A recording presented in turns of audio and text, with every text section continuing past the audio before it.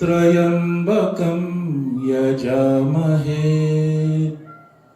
सुगंधिं पुष्टिवर्धनम्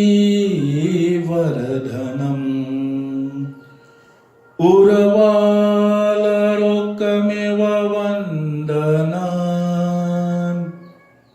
मृत्योर्मुक्षेयमामृतात् ध्यानमूलं गुरुरमूर्ति पूजामूलं गुरुपदा मन्त्रमूलं गुरुरवाक्यं मोक्षमूलं गुरुकृपा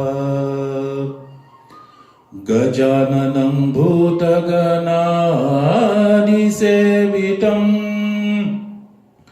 कपितजम्बूफलचारभक्षणम् उमासतं शोकविनाशकारणम् नमामि विघ्नेश्वरपारपङ्कजम् सर्वमङ्गलमङ्गल्ये शिवे शरवारत साधिके शरण्ये त्र्यम्बके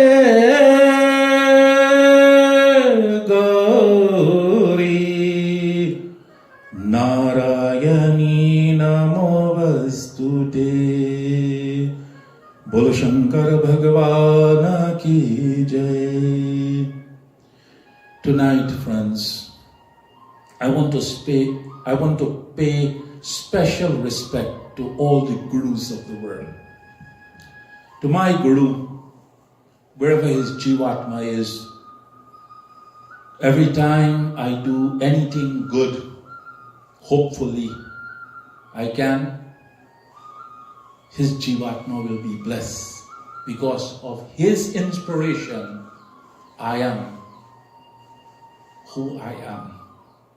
And to all the great gurus of the world, today I want to bow in reverence to them, because they are the ones that mold the society and keep this dharma going. You may not have a physical guru, you may not take the initiation or christening to have a guru. That's a good thing to have, but it is your choice. But if you don't have, your spiritual leader is like your guru. And his inspiration and guidance and knowledge will add to your divinity. And that divinity will blossom in your life in such a unique way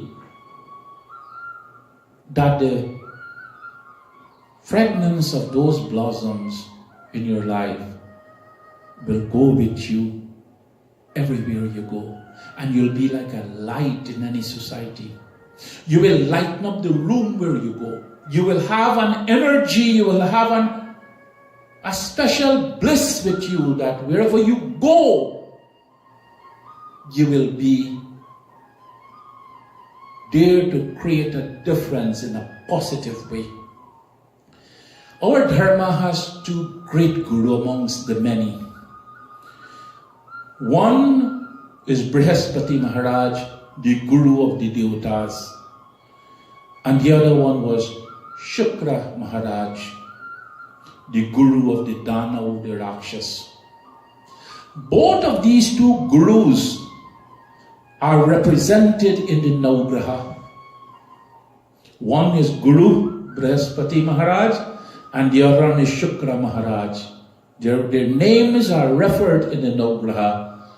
And at our mandir, when you come, we'll do that katha. But today, I want to look at two gurus who influenced two unique persons in their life, and how the leela or the life of these two persons played out in society. One of them was a great bhakt of Bhagavan Shiva Maharaj Ravan himself. The other one was a simple lady by the name of Shivratri. Ravan, let us look at him first. Ravan, we cannot forget his divinity, his devotion, his love, and his sacrifice in penance and puja, and what he gained. I mentioned that in this 21 nights before. But tonight we will look at a contrast between these two persons and how they were influenced by their guru and how they act in their life and what the end result was for them, so we can emulate something from their lives. Ravan was raised in a Rakshas dynasty, but he came from a Brahmin kul. He was at the time one of the most learned person around. Even some sant and sages used to go and seek knowledge from Ravan. So powerful he was. He was such a devout bhakt to Lord Shiva that he sang the Shiva Tandav in such a way. One author put it that he used an instrument when he usually sing the Shiva Tandav. On this day he did not have the instrument next to him, the veena, and he opened his stomach and he took his intestine and played it like the veena and sing to Lord Shiva. And Lord Shiva immediately said, "This is beyond bhakti, let me go to Ravan." He went to Kailaspati and said, "Bhagwan, I want to bring you home to Lanka. I don't have to come here and pray. I'll have you every day in my home." He did so many tapasya. One day he was doing the mantra to Bhagwan Shiva, where he was to offer 1,000 lotus flower, Kamal Gata flower. And as every time he was chanting the 1,000 name of Lord Shiva, he was offering one of this lotus to cover the lingam. And when he reached at 999, he looked and there was no more lotus next to him. He needed one more to complete the mantra. You know what he did? He didn't say, "I'm going to get up, I'm going to get the other one." He did not say to one of his people around him, "Go and get me another lotus." He said, "I cannot break the momentum of my puja. My eye look like a lotus.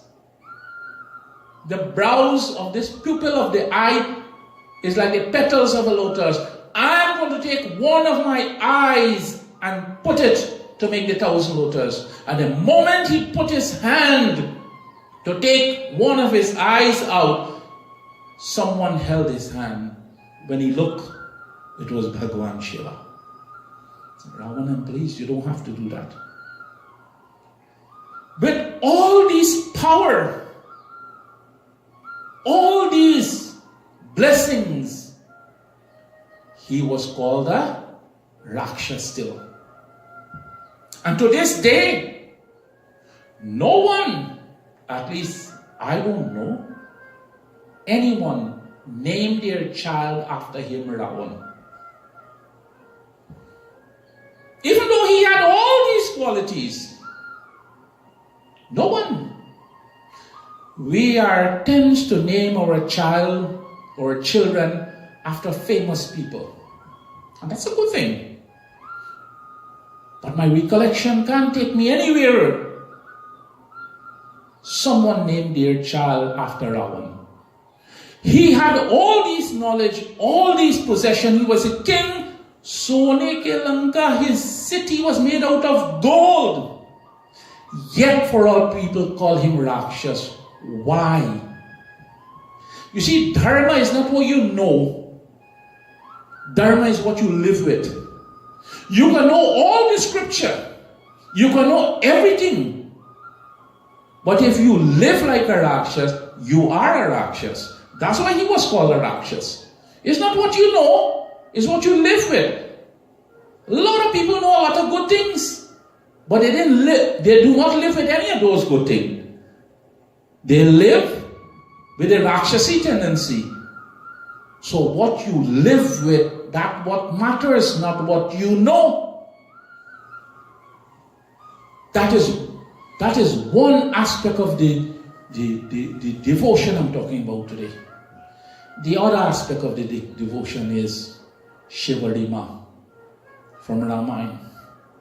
No, she abandoned the life of a village and went into the forest. She renounced everything and she went to the forest to do the pasya. I remember the Chaupai when she reached with Bhagwan Sri Ram. Mayati adamati adamati nari. And we'll come back to the meaning of that Chaupai. She abandoned everything, she went there, she met with Matang Rishi, and that became her guru. Matang Rishi initiated her, that was her guru.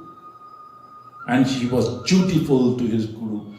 One of the blessings of this world is to be respectful and dutiful and show regards to the saints and sages in your life.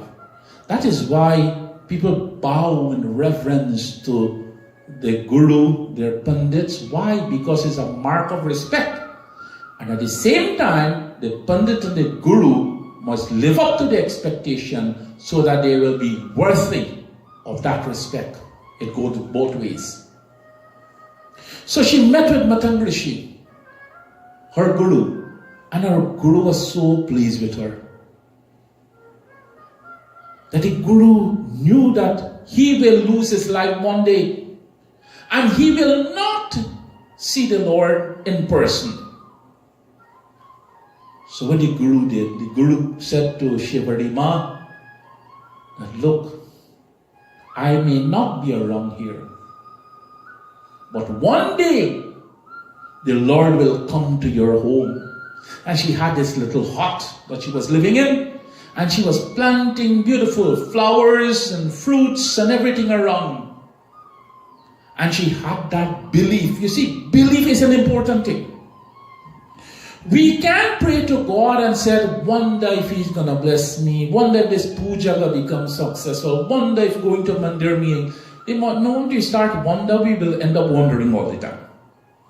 You have to have a belief that you're saying, God, you are the one to help me, no one else. Firm conviction. So she had that firm conviction in a humble way. So what she started to do after that, every day she was imagining that the Lord would have come. So when she wake up in the morning, after her bath and puja, she will go and pick up all the thorns that fell from the trees. Because she said, if the Lord is coming, those there were no shoe, nange pao, barefoot or karao, a wooden shoe, they will wear. So she'll pick up all the thorns, all the leaves that fell from the tree, and she will clear the path. She was saying that if the Lord is to come today, there will be no obstruction in this path to my home. Let me clean everything. You see, friends, there's a special type of people who think of doing seva to Lord. There's a special group of people who go to a mandir and want to do things they put a mandir first, not their personal benefit. It's not the personal benefit they put in the mandir. They go there and they're the least one to be seen. Because they will go early and clean and set up, and they will stay late and pack up after it's done. But in the midst of that, nobody see them. Few people see them. There is a special set of people who want to do seva without, and the people who are doing seva too must do it without any reward if you want to be blessed. So she was doing this seva, no reward. Just like how she was doing seva to her guru. No reward, nothing. Just serve him. No thank you, nothing. And these days, every day she would have done this, thinking that the Lord, she will go and pick all the fruits from the trees around her and keep it. This day the Lord will come to me and I will give it to him. It so happened in Ramayana. Ravan Hare Sitama and Bhagwan Ram and Lakshman, they were searching from village to village, place to place, and when they reached to a distance that they could have seen where Shivratri Ma was, she saw this little hut. Bhagwan saw this little hut. He said to Lakshman, Lakshman, we're tired. But look, there's a little hut there. Let us go. Maybe someone is living there. We'll get a place to rest and some water to drink, and then we'll continue this journey. You see, the Lord can never be wrong. Our Guru can never be wrong. The Guru told her the Lord is coming to you. And friends, I cannot emphasize more than I have done in the past that don't fight to go to God. God is coming to you. You don't have to go. All of us want to go. Don't worry to go. He's coming. Your bhakti, your life, your devotion is forcing him to come to you. And Bhagwan Sri Ram and Lakshman, they were walking this journey, and Shivratri Ma was chanting, Shri Ram Jai Ram Jai Jai Ram, Shri Ram Jai Ram Jai Jai Ram, Shri Ram Jai Ram Jai Jai Ram. And when Lakshman heard this, he said, Bhaiya, someone is singing your praise. And it aroused the desire to go there. You see, we must create an atmosphere in our life that nobility or goodness will be attracted to us. You know, when we plant a flower, the plant of that flower, it cannot move. The plant cannot move. But when that plant gives a bud and the flower is about to be blossomed, the plant needs the bee to come to pollinate that flower before it blossoms. The tree can't move to go where the bees are. And that plant may be right in your yard. But what happened? It started to give such fragrance that the bees might be miles away. And they smell that fragrance. And what happens? The bee will fly and come to where that flower is and pollinate that flowers. Pollinate those flowers, and when it blossoms, we see the beauty. Again, what we give out, that we will attract. The plant can't move. It's stationary, yet for all it will attract the bees from miles away because of what it exhibits, what it gives, the fragrance it gives. When we give good things, good vibes, good energy in life, we will attract what we give. We'll attract goodness in our life. It will not take long to happen. So, dear Shivratri, Ma saw two handsome young men coming to her home. She did not recognize them as God, but she recognized them as two human beings. And when they entered, the Lord and Lakshman bowed to Shivratri. The Lord is such unique in his ways and leela that when he take the form as a human being, he behaved just like a human being. He never said, I'm Maryada Purushottam Prabhu Shri Ram. She should have come and washed my feet at the gate. She should have held my hands and bring me. She should have a beautiful blanket for me to sit on. No. He bowed. Mataji, I am searching for Sita Devi, my spouse. And on this journey, We are here to take a rest. And she looked in his face. And when she looked in his face, in his eyes, Aisa Jadu Deka, she saw such a magical vision in the Lord's eyes that immediately she remembered her Guru words. Don't worry, one day you will meet with the Lord and he'll come to visit you. And that comes right back to her mind. And what she did, she said, my Guru blessings is here with me. And she dropped at the feet of the Lord. And the Lord grabbed her and picked her up. Then she said, Prabhu, please come, I was waiting for you all my life. She put the Lord to sit in her heart. And she wanted to give the Lord only the sweet fruit. So she take the bar, the downs, and she started to taste it and give it to the Lord. And the Lord, gentle, collect it and start to eat it.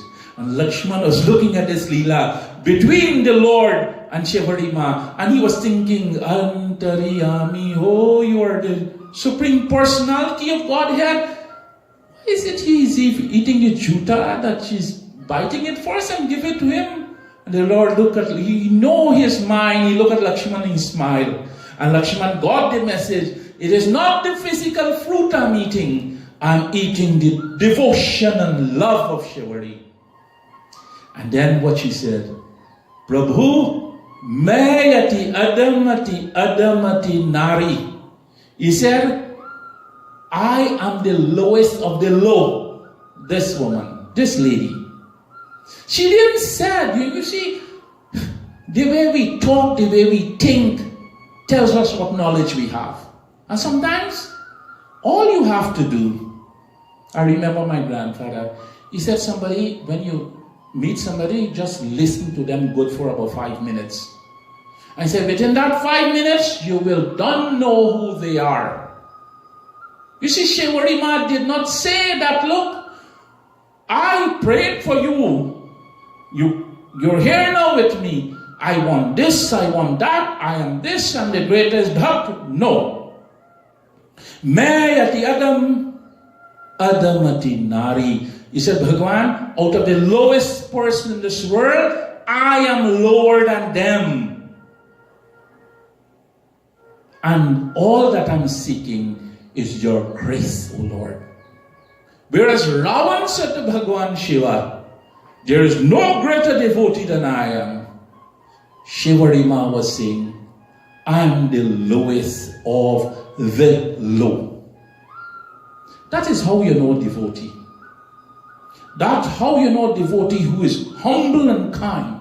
And that is why when we choose a guru, we choose a guru because of the knowledge we can get to make a difference in our life. The very word guru, 2 syllables, guru, the person who can lead you from darkness to light. That's the guru. This guru, Matanga Rishi, was so pleased with his disciple that look what he left to her. He said, whatever I can get, you will get. And that is why when you have somebody in your life, if you're a guru and you have a chela that is seeking knowledge, when you are someone in authority and you're teaching a child, you must not want them to be like you. A true guru will want them to be greater than you. I remember this with a very good chela of mine in Guyana. When I went a few years ago for a yak, and we were having discussion. You see, any true teacher or guru, a teacher will never want the child to be like him only. A true teacher will want that child to be greater than him because he is selfless in his teaching, and that's how a guru should be. Don't limit the person. Give them unlimited access to knowledge and everything. And Ravan, I choose this katha because both of them are devotees. One was called a Rakshas, one was called the greatest Bhakt. Ravan was very educated, powerful, he was a king, he was rich, he was knowledgeable, he was devoted. Shivratri was like a pauper. Depends on the fruits and vegetables and water of the lake and rivers to survive, had a little home, had nothing to offer the Lord. Just some fruits that she could have found in her surrounding. Yet for all she was blessed. And she was called the greatest Bhakt. So friends, a devotee of the Lord don't have to be rich, don't have to be famous, don't have to be powerful. All the devotees has to be is humble, unkind, and loving. And we do have many of those. I'm sure you can find many of those in your life. And if you can't find any, you just be one.